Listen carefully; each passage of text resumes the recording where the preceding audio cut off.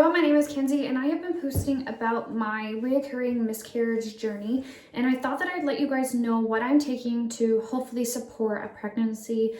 I've had 4 miscarriages. I just finished having one about 2 weeks ago and I've started to ovulate again. I don't know if I'm pregnant yet, but hopefully I can keep a pregnancy this time around.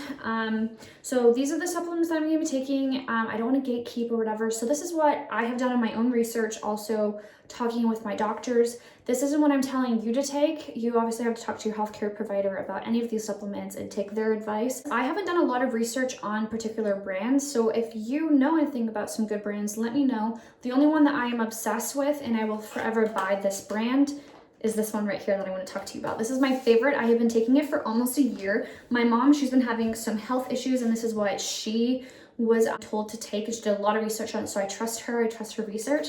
And speaking from experience, I've shared this now with all of my friends. A lot of people have tried this. They've also loved it as well. So I highly recommend this.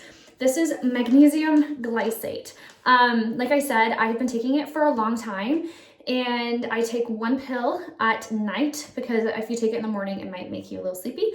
So this is just to help with bowel movement, being regular. It also helps with relaxing your muscles, anxiety. It also helps improve your sleep, which is obviously very important when you're trying to have a baby. You need to be rested. It also helps support your hormones, which is important for ovulation and regular periods as well. So I highly recommend this brand right here. Since high school, I have been dealing with like constipation problems. I even had a colonoscopy a couple of years ago. They couldn't figure out what was wrong with me and they wanted to put me on medication for the rest of my life.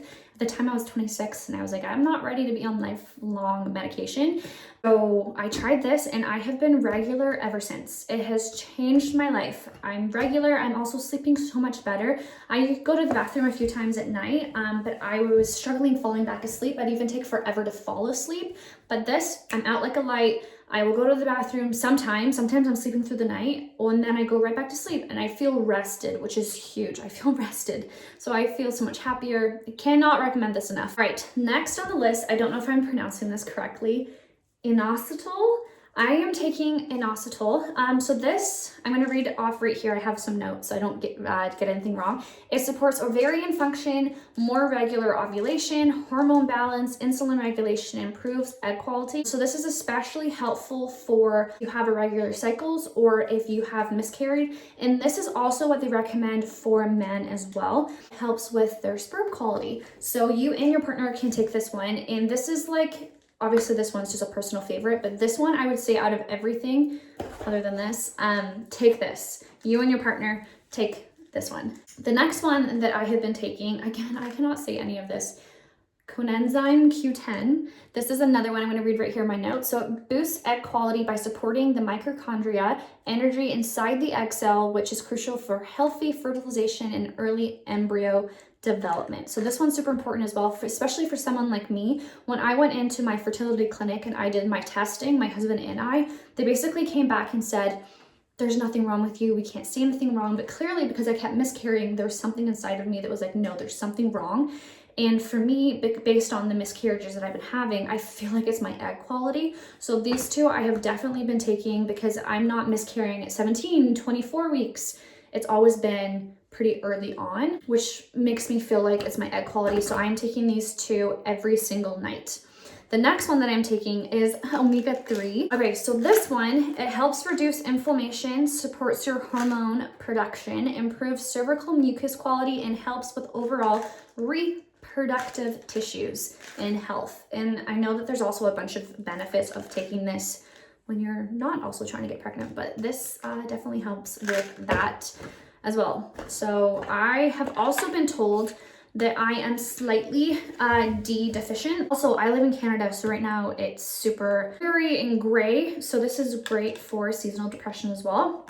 I'm taking vitamin D. So I've been told to take 1,000 IU up to 2,000. So I have been taking 1,000 for a while, but I have decided to up it to 2,000. So this one, get my notes up. So this plays a role in also hormone regulation, ovarian function, immune balance, implantation. My fertility doctor also said a lot of women that are trying to conceive are actually low in their vitamin D. I did a little bit of research and there's a company here that's about 20 minutes from me. They actually give you a shot and it will last you a month. It's like $50, which I'm actually curious about, so I don't have to take. Not that this is annoying, but it'll be good to have. They just give you a shot and then you're good for the month. I thought for the winter that might be something that would be cool for me. All right, so the last one right here is your pregnancy vitamin. I'm taking Pregnant. So this one is for supporting early pregnancy, healthy cycles, and nutrient levels needed for egg development and implantation. So this is a morning and a night pill. I just picked this up at the pharmacy. I got prescribed this from my family doctor, not my fertility clinic. And I actually got prescribed this with my daughter because I wasn't taking any supplements with my other kids and she wanted me to, but I found that the multivitamins that I was taking while pregnant with my other kids, they were making me very sick. So she gave me this one because it splits it up to morning and night. Now, if you take this, I found that I get really nauseous if I take this pink one on an empty stomach. So I will eat a banana or just something before I take my morning one. There's more iron in this as well. So yeah, and I take this one before bed. Actually, I take all of these and this one before bed. This is the only one I take in the morning just because it does make me a little sick if I don't eat. This is all that I'm taking right here for before I get pregnant. And now I'm going to show you what I take when I get that positive test. Okay, are you ready for this? That was a lot. I feel overwhelmed just talking about all this. Okay, so this is what was recommended to me by my OBGYN that gave me the 2 D&Cs that I have had. He told me back in August when I had my miscarriage at 13 weeks to take these 2 whenever I conceive again. So this is baby aspirin. I was told that baby aspirin really just helps with the lining of the uterus, and I have to take this until I think he said 31 or 32 weeks of pregnancy. Baby aspirin is basically just like a microdose of aspirin. It's like a blood thinner. And then also recommended this, which is what my fertility clinic also said that I could take. So this is a vaginal progesterone that I have to put in twice a day, morning and night. This is when I start having positive tests. They're like these little balls. The only thing that I hate about it is it promotes discharge, so it just gets, it's not pleasant. It gets kind of messy, so sometimes I'll just wear like a panty liner. Kind of gross. Guys, I'm going to pull up my notes as well for this progesterone. Helps with increasing progesterone levels after ovulation, helping stabilize the uterine lining, reduce spotting, improves chances of implantation. It also supports early pregnancy by keeping the lining thick enough for the embryo to stay attached. So I would be taking this until 12 weeks pregnant. My understanding is when you get pregnant, you have your HCG levels and then you also have your progesterone hormone that is helping keep the baby developing. And then it switches to your placenta probably around like 10 to 12 weeks. And then your placenta takes over and helps grow the baby and all the things. So my understanding, because I had a miscarriage and I missed miscarriage around the time where that switch was happening, if you have a spike in your cortisone levels, it could cause a miscarriage around that time when your progesterone, your HCG, are handing it over to your placenta as well. So this will just help with that. All right, so let's just say I stay pregnant and my pregnancies are going well. I unfortunately are one of those women that get hyperemesis gravidarum, which is extreme nausea. It is awful. I'm not going to complain this round. I will take the sickness. I cannot pronounce this for the life of me, doxylamine in vitamin D. Doxylamine. And this is basically just like an anti-nausea. The only thing that I hate about this is it makes me so groggy and so tired. Like I need a nap ASAP. So I really try to take more of these at night to keep me from waking up in the middle of the night. But if I take this in the morning, like I'm done. I will need a nap. So I don't love taking this. The reason why they recommended this is because it's also a lot gentler, a lot more gentle and safer for pregnancy. So this is usually the first line of defense for morning sickness. Unfortunately, that typically doesn't work for me, and there has been so many times where I've just been throwing up so much. I'm tearing my esophagus, I'm throwing up lots of blood. I've had to go to the hospital multiple times and get IVs because I'm so dehydrated.